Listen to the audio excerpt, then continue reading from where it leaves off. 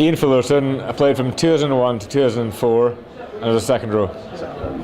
Could you tell us a little bit about your memories at Sale Shouts? So I played 11 years as a professional throughout my whole career, and the 3 years I had at Sale were undoubtedly the best years I had as a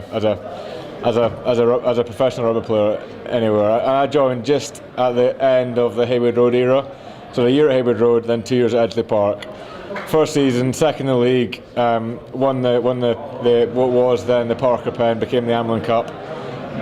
Loving life, great bunch of lads, fantastic club. Steve Diamond was actually playing back then. It was that long ago, as well as coaching. But it was just a great environment to be part of, and I still look back at those days with many fond memories. So where have you been all this time? I don't know. No one's ever invited me to come back. It's terrible.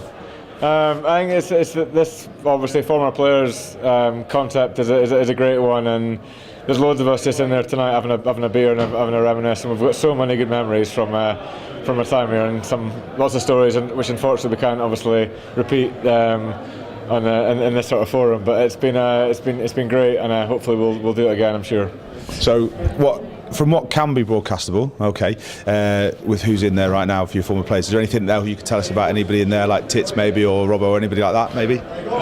Any good memories? Hard to have any good sort of dirt on Robbo because he's just squeaky clean. Some of the lads, Steve Hanley probably is the worst. Just hard to know where to start with what's turned into like the fattest ex-winger in the whole world.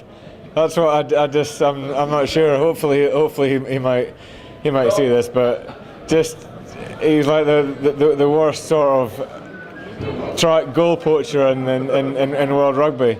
The amount of trying to put him in from 5 yards out is just terrible. We obviously hear that quite a lot from a lot of former players. It's a similar thing. About the way rugby's being played today, 2014, so it's quite a few years. You're looking good for it, by the way. Can you tell us a little bit about how the game's changed and what you've seen, and for the good and for the bad? To be fair, I don't think it's changed that much. We were obviously still fully professional.